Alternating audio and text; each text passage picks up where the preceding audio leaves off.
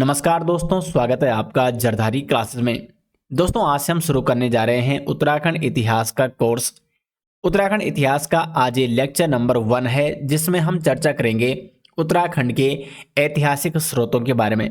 हम जानेंगे पुरातात्विक स्रोत, साहित्यिक स्रोत और विदेशी यात्री वृत्तांत, जिनसे हमें उत्तराखंड के इतिहास के बारे में जानकारी मिलती है। उत्तराखंड के प्रागैतिहासिक काल के बारे में, आदि ऐतिहासिक काल के बारे में, ऐतिहासिक काल के बारे में हम विस्तार पूर्वक चर्चा करेंगे और साथ में उत्तराखंड की आदिम जातियां कोल, किरात और खसों के बारे में भी विस्तार पूर्वक चर्चा करेंगे। साथ साथ दोस्तों, यदि आपको उत्तराखंड हिस्ट्री के कंप्लीट नोट्स आप लेना चाहते हैं, टॉपिक वाइज नोट्स और साथ में प्रत्येक टॉपिक के एमसीक्यू भी इस ई बुक में दिए गए हैं, तो जरधारी क्लासेस की कंप्लीट उत्तराखंड हिस्ट्री की ई बुक नोट्स, इसका लिंक आपको दिया गया है वीडियो के डिस्क्रिप्शन में, या आप गूगल पे जरधारी classes.in हमारी ऑफिशियल वेबसाइट है, हमारी साइट में जाके कंप्लीट इस ई बुक को डाउनलोड कर सकते हैं। इसमें आपको उत्तराखंड हिस्ट्री के संपूर्ण नोट्स दिए गए हैं विस्तार पूर्वक, और साथ में नए पैटर्न के अनुसार एमसीक्यू भी इसमें प्रोवाइड किए गए हैं। तो लिंक दिया गया है वीडियो के डिस्क्रिप्शन में। यदि आप युगा ट्यूटोरियल के फाउंडेशन बैच से जुड़ना चाहते हैं, तो इस बैच में आपको मिलेगा उत्तराखंड एवं हिंदी का संपूर्ण कोर्स, जिसमें आपको video lecture, details, topic wise PDF notes जिनको आप डाउनलोड भी कर सकते हैं, topic wise MCQ test with details explanation के साथ आपको मिलेंगे बाइलिंगुअल, और इसमें आपको प्रीवियस ईयर पेपर भी प्रोवाइड किए जाते हैं। तो यदि आप इस फाउंडेशन बैच से जुड़ना चाहते हैं, तो जरधारी क्लासेस ऐप को आप प्ले स्टोर से इंस्टॉल कर सकते हैं, या जरधारी क्लासेस ऐप का डायरेक्ट लिंक मैं आपको वीडियो के डिस्क्रिप्शन में प्रोवाइड करा दूंगा। तो जरधारी क्लासेस ऐप के माध्यम से आप इस फाउंडेशन बैच से जुड़ सकते हैं। उत्तराखंड के इतिहास को 3 भागों में बांटा गया है: प्रागैतिहासिक काल, आदि ऐतिहासिक काल और ऐतिहासिक काल। प्रागैतिहासिक काल वह काल था जिस समय का मानव पर्वतों, नदी, घाटियों और गुफाओं में वास करता था।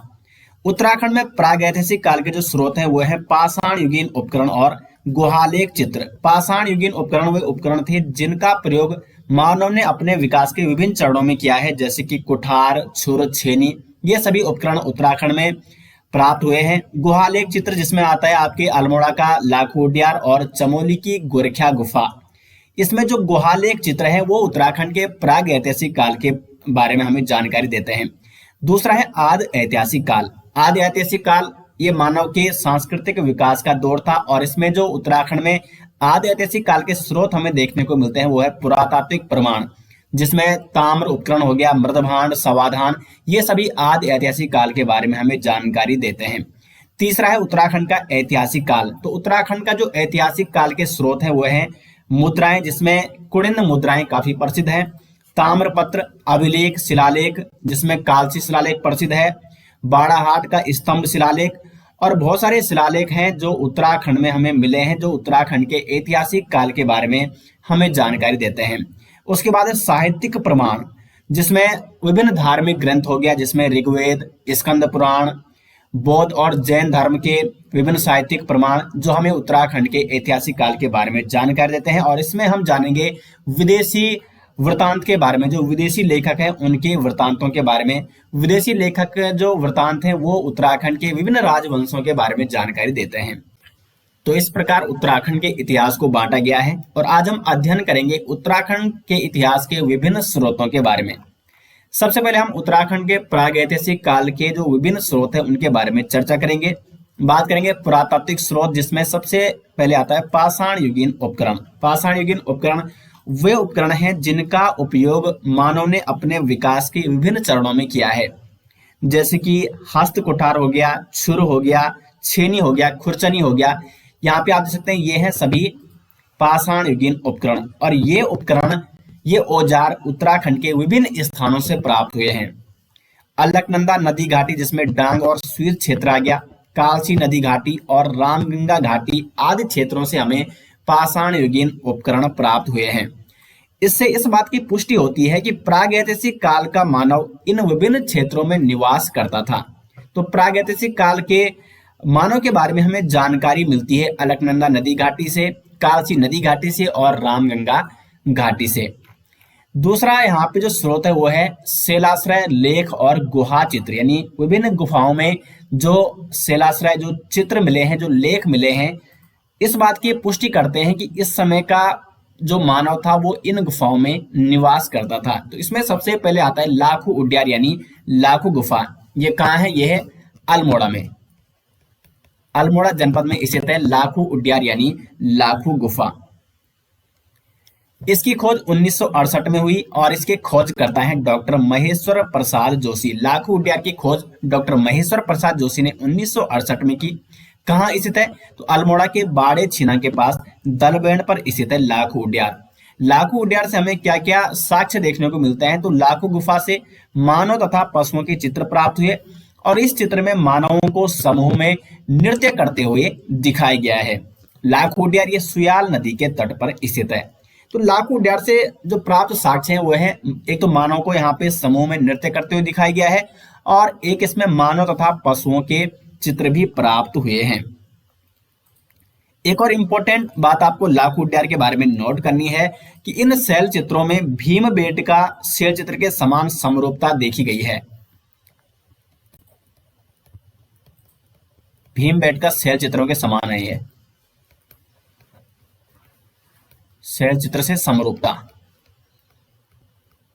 तो प्रश्न बन सकता है कि उत्तराखंड के किन शैल चित्रों की समरूपता भीमबेटका शैल चित्रों से है? तो लाखू उड्यार के जो शैल चित्र हैं ये किसके समान है? भीमबेटका शैल चित्रों से है।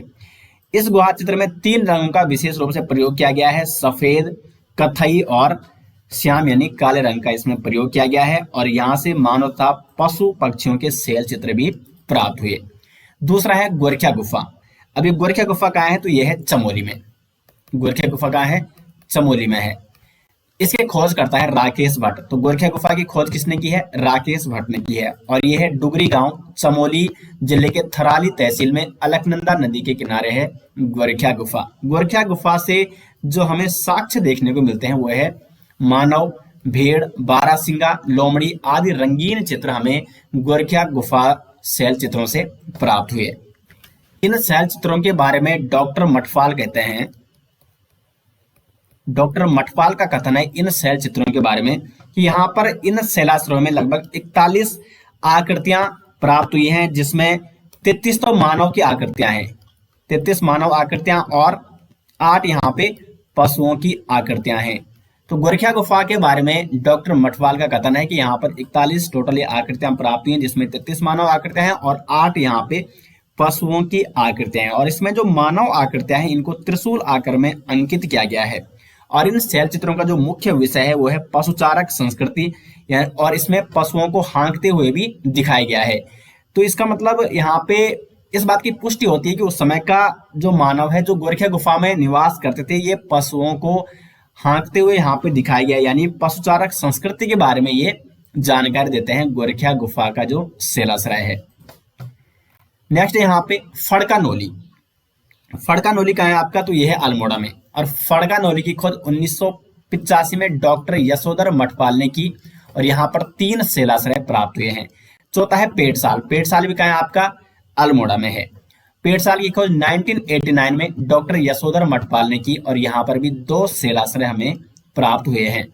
अभी क्वेश्चन आ चुके हैं कई बार कि फड़का नोली से जो प्राप्त शैलाश्रय हैं उनकी खोज किसने की और कब की? तो डॉक्टर यशोधर मठपाल ने 1985 में और पेटसाल 1989 डॉक्टर यशोधर मठपाल ने। लोथाप से हमें 3 शैलाश्रय प्राप्त होते हैं, ये भी अल्मोड़ा में है।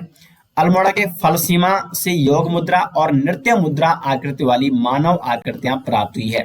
तो फलसीमा में क्या दिखाया गया है? योग मुद्रा में और नृत्य मुद्रा आकृति में मानव आकृतियां कहां से प्राप्त हुई है? फलसीमा से। उसके बाद कसार देवी मंदिर, ये भी अल्मोड़ा में है, प्रसिद्ध मंदिर, और इस मंदिर से 14 नर्तकों का सुंदर चित्रण प्राप्त हुआ है।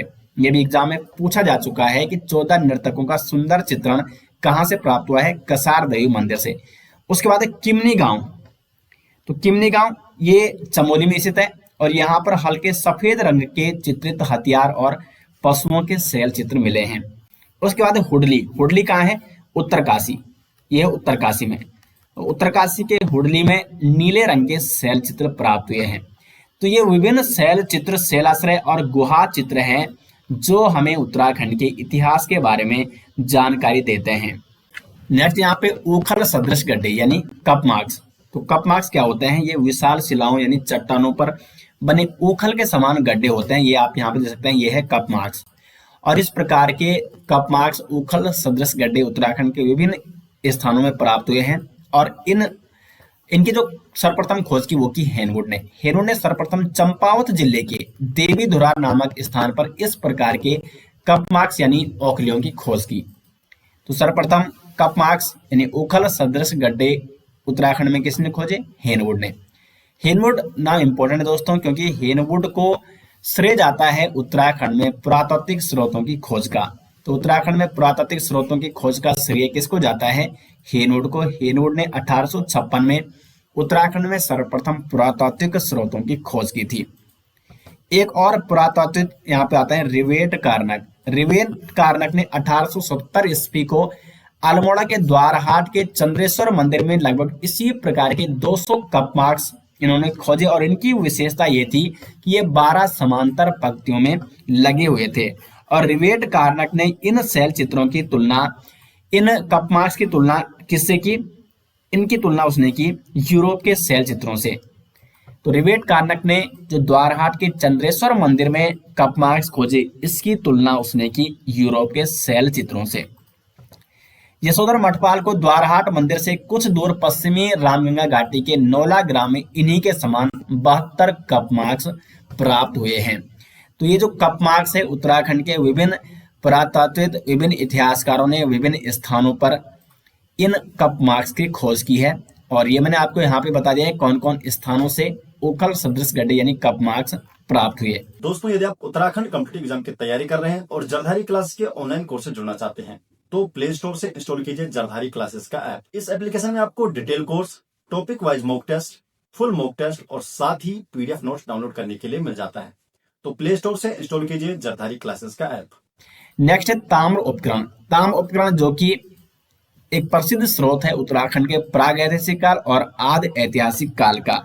तो ताम्र उपकरण, ये उपकरण तांबे के बने होते हैं। और ताम्र निखात संस्कृति, ये ऊपरी गंगा घाटी की प्राचीनतम संस्कृति है। जो ऊपरी गंगा घाटी है उसकी प्राचीनतम संस्कृति है ताम्र निखात संस्कृति। अगर हम उत्तराखंड की बात करें तो हरिद्वार के निकट बहादुराबाद से ताम्र निर्मित भाला, रिंग्स, चूड़ियां आदि नहर की खुदाई के दौरान प्राप्त हुए। जब ऊपरी गंगा नहर की खुदाई हो रही थी तो उत्तराखंड के हरिद्वार क्षेत्र में रिंग्स, चूड़ियां, भाला, ये सभी ताम्र निर्मित सामग्रियां प्राप्त हुई। तो इस बात की पुष्टि करती है कि ऊपरी गंगा घाटी की जो प्राचीनतम संस्कृति थी वो ताम्र निखात संस्कृति थी। एच.डी. सांकले के अनुसार ये उपकरण गोदावरी घाटी से प्राप्त उपकरणों के समरूप थे। जो यहाँ पे ऊपरी गंगा घाटी में उपकरण प्राप्त हुए हैं, इनको लेकर एच.डी. सांकले ने कहा है कि ये उपकरण गोदावरी घाटी से प्राप्त उपकरणों के समरूप थे। इसी स्थल पर 1953 में यज्ञदत्त शर्मा द्वारा उत्खनन किए जाने के साथ ही पाषाण उपकरणों के साथ वही मृदभांड प्राप्त हुए हैं। और 1986 में अल्मोड़ा जनपद से एक और 1989 में बनकोट यानी पिथौरागढ़ से 8 ताम्र मानव आकृतियां प्राप्त हुई। और ये ताम्र उपकरण इस बात की पुष्टि करते हैं कि गढ़वाल कुमाऊं में ताम्र उत्पादन इस युग में होता था। और ताम्र निखात संस्कृति इस क्षेत्र की प्राचीनतम संस्कृति थी। तो ताम्र उपकरण भी उत्तराखंड के विभिन्न क्षेत्रों से हमें देखने को मिलते हैं। नेक्स्ट है महापाषाणीय समाधान। लेकिन इसके लिए पहले आपको समाधान को समझना है कि समाधान क्या है। समाधान यानी शवों को रखने की प्रथा ही समाधान कहलाती है। अगर हम हड़प्पा सभ्यता की बात करें तो इस समय हमें 3 प्रकार के समाधान विधियां देखने को मिलती है, जिसमें है पूर्ण समाधिकरण, आंशिक समाधिकरण और दाह संस्कार। तो ये 3 प्रकार की समाधिकरण की विधियां थी हड़प्पा सभ्यता में। 3 प्रकार के समाधान की विधियां यानी शवों को रखने की विधि। तो उत्तराखंड में महापाषाणीय समाधान की पुष्टि होती है मलारी गांव से। मलारी गांव जो कि चमोली में है और यहाँ पे 1956 ईस्वी में महापाषाणीय समाधान खोजे गए थे। और इनकी खोज का श्रेय जाता है शिव प्रसाद डबराल को। तो इंपॉर्टेंट क्वेश्चन ये बन सकता है एग्जाम में कि मलारी गांव में महापाषाणीय समाधान की खोज किसने की? तो 1956 ईस्वी में शिव प्रसाद डबराल ने। मलारी गांव दोस्तों उत्तराखंड में महापाषाणीय समाधान का सबसे महत्वपूर्ण स्थल है। तो ये भी आपको नोट करना है। और मलारी गांव से जो हमें समाधान मिलते हैं उसमें मानव कंकाल के साथ साथ भेड़, घोड़ों आदि के कंकाल और मिट्टी के बर्तन यहाँ पे प्राप्त होते हैं। और इन समाधानों की समानता की जाती है स्वात घाटी से, स्वात घाटी के सभाग्रहों से। ये स्वात घाटी कहाँ है? तो ये है गांधार में। तो गांधार के जो सभाग्रह है, गांधार के स्वात घाटी के सभाग्रहों के समरूप है मलारी गांव के महापाषाणीय समाधान। तो ये भी इंपॉर्टेंट है, ये आपको नोट करना है। राहुल सांकृत्यायन ने हिमाचल प्रदेश के किन्नौर के लिप्पा गांव में भी महापाषाणीय समाधान की खोज की थी। मलारी गांव में दोस्तों गढ़वाल विश्वविद्यालय के खोजकर्ताओं ने भी 2 बार सर्वेक्षण किया और इसमें पहला सर्वेक्षण इन्होंने किया 1983 में मलारी गांव में। मलारी गांव में किसने किया? ये गढ़वाल विश्वविद्यालय के खोजकर्ताओं ने। गढ़वाल विश्वविद्यालय के खोजकर्ताओं ने 1983 में मलारी गांव में पहला सर्वेक्षण किया और इस सर्वेक्षण में इन्हें लौह उपकरणों के साथ साथ एक पशु का संपूर्ण कंकाल भी मिला, जिसकी पहचान की गई थी हिमालयी जुब्बू से। तो इतिहासकारों के अनुसार ये क्या था? हिमालयी जुब्बू। ये जो पशु कंकाल था, ये किसका कंकाल था? ये था हिमालयी जुब्बू का कंकाल। और साथ में इसमें कुत्ते, भेड़ और बकरी की अस्थियां भी प्राप्त हुई। दूसरा इन्होंने सर्वेक्षण किया 2001 और 2 में मलारी गांव में, और यहाँ पे नर कंकाल के साथ साथ 5.2 kg का स्वर्ण मुखौटा मुखावरण के समान और कांस्य कटोरा और मिट्टी के बर्तन भी यहाँ पे प्राप्त हुए। कांस्य कटोरा और मृदभांड यानी मिट्टी के बर्तन और नर कंकाल भी इसमें प्राप्त हुआ। नर कंकाल। तो मलारी गांव में 2 बार गढ़वाल विश्वविद्यालय के खोजकर्ताओं ने खोज की। 1983 जो पहला सर्वेक्षण था, इसमें आखेट के लिए प्रयुक्त लौह उपकरण भी मिला और हिमालयी जुब्बू के समान एक पशु कंकाल भी मिला, जिसमें और साथ में उसमें कुत्ते, भेड़ और बकरी की अस्थियां भी प्राप्त हुई थी। दूसरा सर्वेक्षण 2001-2 में किया, जिसमें नर कंकाल के साथ साथ 5.2 kg का स्वर्ण मुखौटा भी प्राप्त हुआ और कांस्य कटोरा और मिट्टी के बर्तन भी यहाँ पे प्राप्त हुए। तो ये मलारी गांव ये महापाषाणीय समाधान का सबसे महत्वपूर्ण स्थल है उत्तराखंड का, ये आपको नोट करना है। नेक्स्ट है चित्रित धूसर मृदभांड यानी मिट्टी के बर्तन। तो चित्रित धूसर मृदभांड के साक्ष्य उत्तराखंड के विभिन्न स्थलों, जिसमें अलकनंदा घाटी में थापली हो गया श्रीनगर के समीप, यहाँ पे चित्रित धूसर मृदभांड देखने को मिले हैं। यमुना घाटी में पुरोला हो गया, उत्तरकाशी का पुरोला, और पश्चिमी रामगंगा घाटी से प्राप्त हुए हैं चित्रित धूसर मृदभांड। तो उत्तराखंड के इन स्थलों से चित्रित धूसर मृदभांड देखने को मिले हैं। तो ये तो विभिन्न स्रोत थे दोस्तों उत्तराखंड के आदि ऐतिहासिक काल और प्रागैतिहासिक काल के। अब हम उत्तराखंड के ऐतिहासिक काल के स्रोतों के बारे में चर्चा करेंगे। ऐतिहासिक काल क्या है? जिसका लिखित इतिहास उपलब्ध होता है उसे कहते हैं ऐतिहासिक काल। इसमें जो विभिन्न अभिलेख, शिलालेख जो प्राप्त हुए हैं उनको पढ़ा और समझा जा सकता है।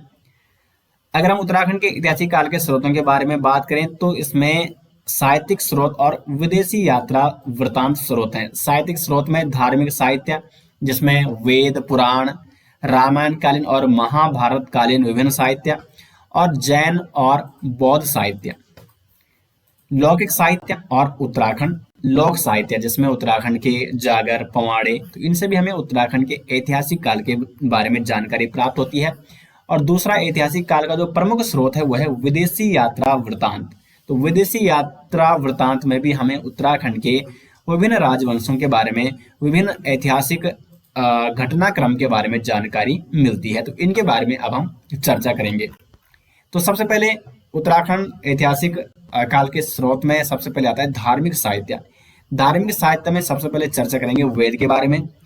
तो वेद होते हैं 4, जिसमें है ऋग्वेद, अथर्ववेद, यजुर्वेद और सामवेद। ये 4 वेद होते हैं। सबसे पुराना वेद है इसमें ऋग्वेद। ऋग्वेद में उत्तराखंड के बारे में सर्वाधिक जानकारी मिलती है। अगर हम वेदों की बात करें तो उत्तराखंड का सर्वाधिक उल्लेख मिलता है ऋग्वेद में। ऋग्वेद में उत्तराखंड को देवभूमि और मनीषियों की पूर्ण भूमि कहा गया है। यहाँ पे देवताओं का वास है, देवभूमि और मनीषियों की पूर्ण भूमि कहा गया है उत्तराखंड को ऋग्वेद में। दूसरा धार्मिक साहित्य ब्राह्मण ग्रंथ। ब्राह्मण ग्रंथ क्या होते हैं? ये यज्ञों तथा कर्मकांडों के विधान और इनकी क्रियाओं को समझने के लिए आवश्यक होते हैं, और इनकी जो भाषा होती है वैदिक संस्कृति होती है, ये पद में लिखे जाते हैं, और प्रत्येक वेद का एक ब्राह्मण ग्रंथ होता है। तो ऐतरेय ब्राह्मण ग्रंथ ये ऋग्वेद का ब्राह्मण ग्रंथ है, और इसमें उत्तराखंड के लिए उत्तर कुरु शब्द का प्रयोग किया गया है। कुरु साम्राज्य जो कि महाभारत कालीन साम्राज्य था, जिसमें पांडव और कौरव ये कुरुवंश से थे। तो कुरुओं के उत्तरी भाग, उत्तरी जो सीमा थी, उत्तरी भाग था उत्तराखंड। तो कुरु साम्राज्य का उत्तरी भाग था उत्तराखंड, इसलिए ऐतरेय ब्राह्मण ग्रंथ में उत्तराखंड के लिए उत्तर कुरु शब्द का प्रयोग किया गया है। दूसरा है कौशितकी ब्राह्मण ग्रंथ। इसमें वाक देवी का निवास स्थान बद्री आश्रम बताया गया है। तो वाक देवी का निवास स्थान बद्री आश्रम किस ब्राह्मण ग्रंथ में बताया गया है? कौशितकी ब्राह्मण ग्रंथ में। नेक्स्ट धार्मिक साहित्य आता है पुराण। तो पुराणों में भी उत्तराखंड के बारे में विभिन्न जानकारी मिलती है। पुराणों की बात करें तो पुराणों की कुल संख्या है 18, जिनमें सबसे बड़ा पुराण है स्कंद पुराण, और स्कंद पुराण में उत्तराखंड के बारे में जानकारी मिलती है। स्कंद पुराण में 5 हिमालयी खंडों के बारे में जानकारी मिलती है, जिसमें नेपाल, मानसखंड, केदारखंड, जालंधर और कश्मीर का उल्लेख है। तो इसमें जो मानसखंड और केदारखंड है, ये उत्तराखंड में मानसखंड कहा गया है कुमाऊं को, और केदारखंड कहा गया है गढ़वाल को। तो स्कंद पुराण में गढ़वाल के लिए क्या कहा गया है? केदारखंड, और कुमाऊं के लिए कहा गया है मानसखंड। गढ़वाल क्षेत्र को स्कंद पुराण में कहा गया है केदारखंड, और कुमाऊं क्षेत्र को मानसखंड कहा गया है।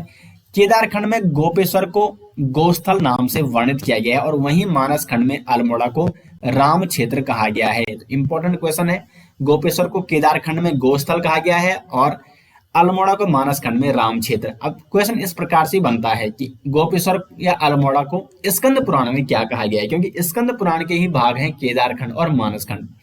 तो गोपेश्वर को स्कंद पुराण में गोस्थल, और अल्मोड़ा को स्कंद पुराण में राम क्षेत्र कहा गया है। वहीं बद्रिका खंड ये स्कंद पुराण का अंश है। बद्रिका खंड ये भी स्कंद पुराण का एक विभिन्न अंश है। स्कंद पुराण में हरिद्वार को मायापुरी शब्द का उल्लेख मिलता है हरिद्वार के लिए, और कुमाऊं क्षेत्र को प्राचीन में कूर्मांचल के नाम से भी जाना जाता था। स्कंद पुराण में गढ़वाल के 4 धामों का भी सविस्तार वर्णन देखने को मिलता है। नेक्स्ट यहाँ पे ब्रह्म पुराण और वायु पुराण। तो ब्रह्म पुराण और वायु पुराण के अनुसार कुमाऊं क्षेत्र में किरात, किन्नर, यक्ष, गंधर्व और नाग आदि जातियों का निवास था। किसके अनुसार? ब्रह्म पुराण और वायु पुराण के अनुसार। अगला जो धार्मिक साहित्य है वो है महाभारत। तो महाभारत के वन पर्व में हरिद्वार से केदारनाथ तक के क्षेत्रों का वर्णन मिलता है, और उस समय इस क्षेत्र में पुलिंद और किरात जातियों का भी आधिपत्य था। पुलिंद राजा सुबाव की जानकारी हमें महाभारत कालीन वन पर्व में मिलती है। पुलिंद राजा सुबाव की राजधानी कहाँ थी? श्रीनगर गढ़वाल में। वर्तमान श्रीनगर में पुलिंद राजा सुबाव की राजधानी थी। पुलिंद राजा सुबाव जिसने पांडवों की ओर से युद्ध में भाग लिया था, पांडवों की ओर से इसने युद्ध में भाग लिया था। महाभारत के वन पर्व में लोमस ऋषि के साथ पांडवों के इस क्षेत्र में आने का उल्लेख भी मिलता है। साथ में महाभारत कालीन आदि पर्व में अर्जुन और उलूपी का विवाह गंगा द्वार में हुआ था। गंगा द्वार यानी हरिद्वार। तो इसका उल्लेख मिलता है महाभारत कालीन आदि पर्व में। तो महाभारत कालीन विभिन्न धार्मिक साहित्यों में भी उत्तराखंड का उल्लेख देखने को मिलता है। दूसरा है रामायण। तो रामायण कालीन वशिष्ठ गुहा, वशिष्ठ आश्रम, वशिष्ठ कुंड ये स्थित है टिहरी गढ़वाल की हिमयाण पट्टी में विसोन नामक पर्वत पर। तो टिहरी गढ़वाल की हिमयाण पट्टी में विसोन नामक पर्वत पर स्थित है वशिष्ठ गुफा, वशिष्ठ आश्रम और वशिष्ठ कुंड। और ऐसा माना जाता है कि जब श्री राम वनवास गए थे तो यहाँ पर वशिष्ठ मुनि ने अपनी पत्नी अरुंधति के साथ यहाँ पर निवास किया था। वशिष्ठ कौन है? श्री राम के कुलगुरु। तपोवन टिहरी गढ़वाल जिले में स्थित है, जहां पर लक्ष्मण जी ने तपस्या की थी। कहां पर तपस्या की? तपोवन में। और ये कहाँ है? टिहरी गढ़वाल में। और पौड़ी गढ़वाल के कोट विकास खंड में सीतोंस्यू नामक एक स्थान है। सीतोंस्यू नामक स्थान ये कहाँ है? पौड़ी गढ़वाल के कोट विकास खंड में। अगला जो धार्मिक साहित्य है वो है अभिज्ञान शकुंतलम। अभिज्ञान शकुंतलम में दोस्तों उत्तराखंड के बारे में विभिन्न जानकारियां मिलती है। अभिज्ञान शकुंतलम की रचना ये किसने की? कालिदास ने कण्वाश्रम में। अब ये कण्वाश्रम कहाँ है? ये है पौड़ी के कोटद्वार में। कोटद्वार में स्थित है कण्वाश्रम, जहां पर कालिदास ने अभिज्ञान शकुंतलम की रचना की। प्राचीन काल में उत्तराखंड में दो विद्यापीठ हुआ करते थे, बद्रिकाश्रम और कण्वाश्रम। बद्रिकाश्रम बद्रीनाथ में है और कण्वाश्रम कोटद्वार में। कण्वाश्रम उत्तराखंड के कोटद्वार से लगभग 14 किलोमीटर दूर स्थित है, हेमकूट और मणिकूट पर्वतों की गोद में। कण्वाश्रम में दोस्तों दुष्यंत और शकुंतला का प्रेम प्रसंग जुड़ा है। शकुंतला ये ऋषि विश्वामित्र तथा स्वर्ग की अप्सरा मेनका की पुत्री थी। शकुंतला और दुष्यंत का एक पुत्र हुआ, जिनके नाम से हमारे देश का नाम भारत पड़ा। इनके पुत्र का नाम क्या था? भरत। और इन्हीं के नाम से हमारे देश का नाम भारत पड़ा, शकुंतला और दुष्यंत का पुत्र। तो इनका संबंध है कण्वाश्रम से। कण्वाश्रम किस नदी के तट पर स्थित है? मालिनी नदी के तट पर। और वर्तमान में यह स्थान चोका घाट के नाम से भी जाना जाता है। अगला है मेघदूत। तो मेघदूत ये भी कालिदास द्वारा रचित है, मेघदूत, और इसके अनुसार अलकापुरी कुबेर की राजधानी थी। अलकापुरी का है चमोली में, और ये कुबेर की राजधानी थी। किसके अनुसार? कालिदास द्वारा रचित मेघदूत के अनुसार। नेक्स्ट यहाँ पे बौद्ध धर्म। तो बौद्ध धर्म ग्रंथों में दिव्यावदान, जातक और महावंश एवं चुल्लवंश आदि में उत्तराखंड का उल्लेख मिलता है। और साथ में बौद्धों के पाली ग्रंथों में इस प्रदेश को हिमवंत कहा गया है। ये इंपॉर्टेंट क्वेश्चन कई बार पूछा गया है कि बौद्ध धर्म में उत्तराखंड के लिए किस शब्द का प्रयोग किया गया है, या बौद्धों के पाली ग्रंथों में उत्तराखंड को क्या कहा गया है? हिमवंत कहा गया है। साथ में जैन ग्रंथ की बात करें तो जैन ग्रंथ के वृहत कथा तथा महापुराण में भी उत्तराखंड से संबंधित जानकारी हमें देखने को मिलती है। तो ये विभिन्न साहित्यिक स्रोत थे दोस्तों, धार्मिक ग्रंथ थे, जिनके बारे में उत्तराखंड के बारे में, जिनसे हमें उत्तराखंड के बारे में जानकारी देखने को मिलती है। अन्य जो साहित्यिक स्रोत है यहाँ पे वो है लौकिक साहित्य और उत्तराखंड लोक साहित्य। तो लौकिक साहित्य में कल्लण का रास तरंगिणी हो गया। कल्लण के रास तरंगिणी में केदार खंड का उल्लेख देखने को मिलता है, और साथ में इसमें स्त्री देश पर ललितादित्य द्वारा आक्रमण का उल्लेख भी मिलता है। ये स्त्री देश राज्य उत्तराखंड में स्थित था। पाणिनि का अष्टाध्यायी और बाणभट्ट कृत हर्षचरित, इसमें भी उत्तराखंड का उल्लेख देखने को मिलता है। नेक्स्ट यहाँ पे जो उत्तराखंड लोक साहित्य है, पवाड़े, जागर, लोक गाथाएं, तो इनमें भी उत्तराखंड का उल्लेख देखने को मिलता है। इनमें जो सबसे प्रसिद्ध है वो है मालूशाही। मालूशाही यानी राजुली एवं मालू की प्रेम गाथा। तो इसमें मध्ययुगीन सामंती शासन व्यवस्था का ऐतिहासिक रूप हमें देखने को मिलता है। रमोला गाथा हो गया, हुड़की बोल गाथाएं हो गई। हुड़की बोल गाथाओं से कृषि, खेती बाड़ी से संबंधी हमें जानकारी मिलती है, ऐतिहासिक जानकारी। तो ये सभी स्रोत जो साहित्यिक स्रोत थे, जिसमें उत्तराखंड के विभिन्न इतिहास के बारे में हमें जानकारी देखने को मिलती है। नेक्स्ट जो ऐतिहासिक स्रोत है वो है विदेशी यात्रा वृत्तांत। तो विदेशी यात्रा वृत्तांत में सबसे प्रसिद्ध जो स्रोत हमें देखने को मिलता है वो है वैनसांग का यात्रा वृत्तांत। सीयू की ये क्या है? वैनसांग का यात्रा वृत्तांत है। वैनसांग कौन था? ये चीनी यात्री था जो लगभग 15 वर्षों तक भारत में रहा था, और इसने उत्तराखंड की यात्रा भी की थी। तो उत्तराखंड के लिए इसने पोली हीमोपुलो अर्थात ब्रह्मपुर शब्द का प्रयोग किया है। इंपॉर्टेंट क्वेश्चन ये बनता है कि वैनसांग ने अपने यात्रा वृत्तांत सीयूकी में उत्तराखंड के लिए किस शब्द का प्रयोग किया है? पोली हीमोपुलो अर्थात ब्रह्मपुर शब्द का प्रयोग। तो हरिद्वार को इसने कहा है मोयुलो अर्थात माया नगरी या मयूर नगरी, और इसने हरिद्वार की माप बताई थी 20 ली। इसने ये माया नगरी यानी मयूर नगरी अर्थात हरिद्वार की इसने ये माप बताई थी। वैनसांग ने अपनी पुस्तक में गोविसाण नामक स्थान का भी वर्णन किया है। साथ में अगर हम देखें अन्य विदेशी यात्रा वृत्तांत के बारे में, तो मुस्लिम ग्रंथ हो गया जहांगीरनामा और तारीख ए बदायूनी, इसमें भी उत्तराखंड का वर्णन मिलता है। मुगल काल में पंवार शासक श्याम शाह के समय पुर्तगाली पादरी अंतोनियो दे अंद्रोदे, इसने 1624 ईस्वी में श्रीनगर की यात्रा की थी और इसके यात्रा वृतांत में हमें गढ़वाल वंश यानी पंवार शासकों के बारे में विभिन्न जानकारियां प्राप्त होती है। इसके अतिरिक्त मनुची हो गया, बर्नियर, हार्डविक, रेपर तथा मोरक्राफ्ट भी उत्तराखंड में आए हैं विभिन्न शासकों के समय, और जहांगीरनामा और तारिक ए बदायूनी में भी उत्तराखंड का वर्णन मिलता है। तो इनके बारे में दोस्तों, इन स्रोतों के बारे में अभी हम आगे जब डिटेल्स में हम उत्तराखंड के विभिन्न वंशों के बारे में पढ़ेंगे, विभिन्न राजवंशों के बारे में पढ़ेंगे, तो वहां पर हम और डिटेल्स में इनके बारे में जानेंगे। तो दोस्तों, उत्तराखंड के विभिन्न ऐतिहासिक स्रोतों के बारे में हमने डिटेल्स में यहाँ पे चर्चा की है। अब हम बात करेंगे उत्तराखंड के आदि निवासी यानी पुरा प्रजातियों के बारे में। उत्तराखंड में कौन कौन सी आदि निवासी जातियां पाई जाती थी उनके बारे में बात करेंगे।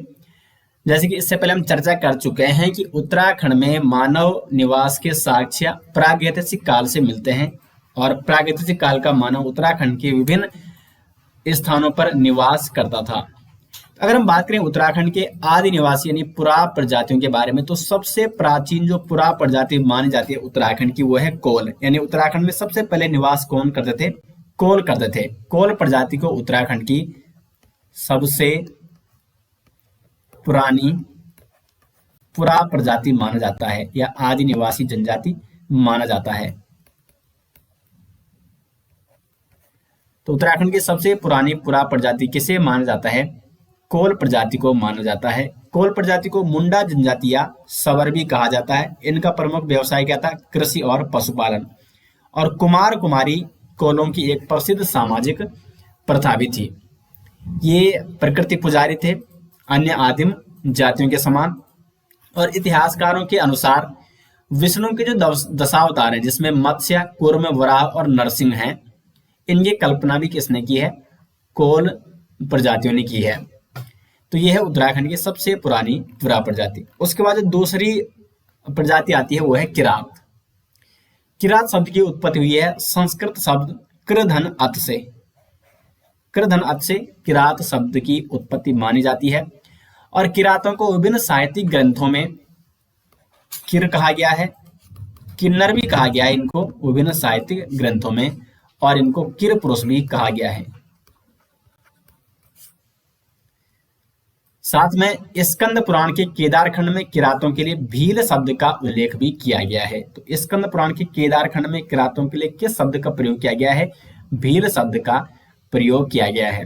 महाभारत काल में भी किरातों के उल्लेख का वर्णन है। महाभारत के वन पर्व तथा भीष्म पर्व में किरात जाति का उल्लेख मिलता है, और वन पर्व के अनुसार अर्जुन का किरातों के साथ युद्ध हुआ था केदार नामक स्थान पर, जिसे शिवप्रयाग भी कहा गया है।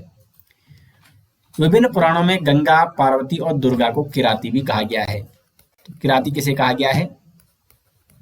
पार्वती, दुर्गा और गंगा को। और किरातों के जो आराध्य देव थे वो थे शिव। प्रमुख व्यवसाय था इनका पशुपालन। आराध्य देव इनके शिव थे, और किरातों को मंगोल प्रजाति का भी माना जाता है। एक और चीज आपको नोट करनी दोस्तों, जॉर्ज ग्रियर्सन मानते हैं कि किरात को उत्तराखंड की प्राचीनतम जाति। तो किरात को उत्तराखंड की प्राचीनतम जाति किसने माना है? George Grierson.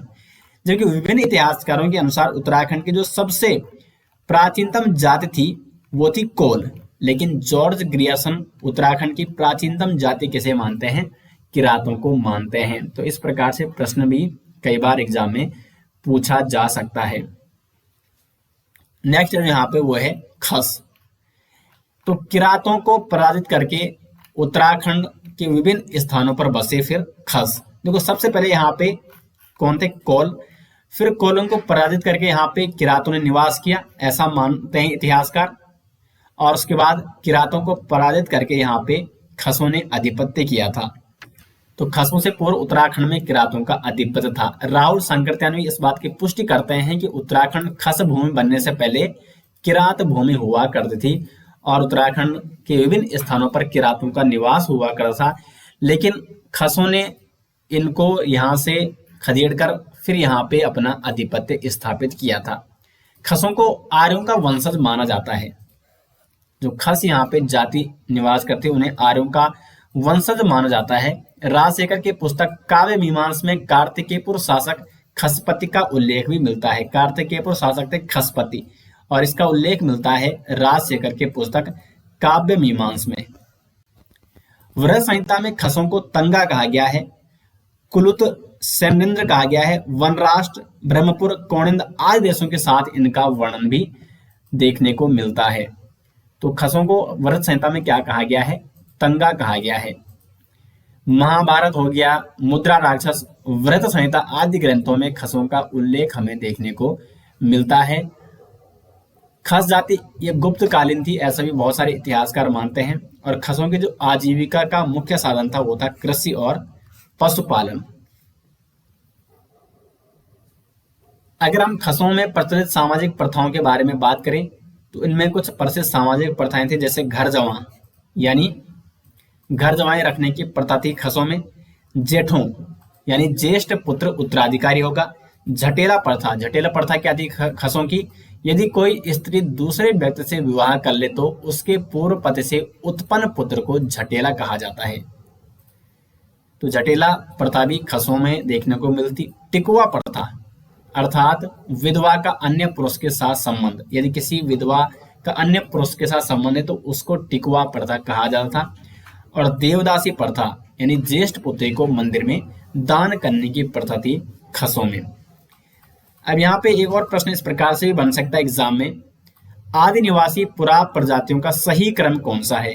तो उत्तराखंड की जो आदि निवासी पुरा जातियों का सही क्रम है, तो सबसे पहले यहाँ पे कोल निवास करते थे, फिर कोलों को पराजित करके यहाँ पे अधिपत्य किया किरातों ने, और काफी लंबे समय तक यहाँ पे किरातों ने निवास किया। और किरातों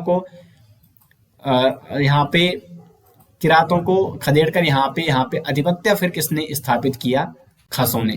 तो कोल, किरात और खस ये क्रम है उत्तराखंड की आदि निवासी पुरा प्रजातियों का। अब दोस्तों हम यहाँ पे कुछ बहुविकल्पीय प्रश्नों के बारे में भी चर्चा कर लेते हैं, जो आज हमारा टॉपिक था। इसके कुछ महत्वपूर्ण प्रश्नों के बारे में चर्चा करेंगे जो एग्जाम में पूछे जा सकते हैं। इस प्रकार के प्रश्न। तो पहला प्रश्न है, सूची 1 को सूची 2 से सम्मिलित कीजिए और सूचियों के नीचे दिए गए कोड का प्रयोग कर सही उत्तर चुनें। तो सूची 1 यहाँ पे आप देख सकते हैं और सूची 2 में आपको सम्मिलित ये करना है। तो देखो, देवी दुर्गा की समाधि ये चंपावत से मिली है। हुडली शैल चित्र, जैसे मैं आपको बताया था उत्तरकाशी से। लाखोटियार अल्मोड़ा और गोरखिया गुफा चमोली। तो ए का है 3, बी का है 1, सी का है 2, 3, 1, 2, 4, 3, 1, 2, 4 यानी इसका बी ऑप्शन हो जाएगा सही आंसर। अगला क्वेश्चन है, वर्तमान चमोली जिले के किस गांव में सन 1956 ईस्वी में महापाषाणीय समाधान खोजे गए? तो सही आंसर हो जाएगा मलारी गांव। मलारी गांव जो कि प्रसिद्ध ऐतिहासिक स्थल है महापाषाणीय समाधान का, जो कि चमोली में है। नेक्स्ट है, उत्तराखंड की सबसे प्राचीन पुरा प्रजाति कौन सी है? तो कोल। सबसे पहले यहाँ पे कोल निवास करते हैं, उसके बाद किरात और उसके बाद खस। नेक्स्ट है यहाँ पे, फड़का नौली एवं पेटसाल के शिलाश्रय की खोज किसने की? तो सही आंसर हो जाएगा डॉक्टर यशोधर मठपाल द्वारा फड़का नौली एवं पेटसाल के शिलाश्रयों की खोज की गई। अगला क्वेश्चन है, बद्रिका खंड किस पुराण का अंश है? तो बद्रिका खंड यहाँ पे स्कंद पुराण का अंश। सी ऑप्शन हो जाएगा सही आंसर। क्वेश्चन नंबर 6 है, उत्तराखंड की आदि निवासी पुरा प्रजातियों का सही क्रम कौन सा है? तो इसमें सही क्रम हो जाएगा कोल, किरात और खस। तो यहाँ पे सी ऑप्शन हो जाएगा सही आंसर। दोस्तों, यदि आप उत्तराखंड कॉम्पिटिटिव एग्जाम की तैयारी कर रहे हैं और जलधारी क्लास के ऑनलाइन कोर्स से जुड़ना चाहते हैं तो प्ले स्टोर से इंस्टॉल कीजिए जलधारी क्लासेस का ऐप। इस एप्लीकेशन में आपको detail course, topic wise mock test, full mock test और साथ ही पीडीएफ नोट्स डाउनलोड करने के लिए मिल जाता है। तो प्ले स्टोर से इंस्टॉल कीजिए जलधारी क्लासेस का ऐप।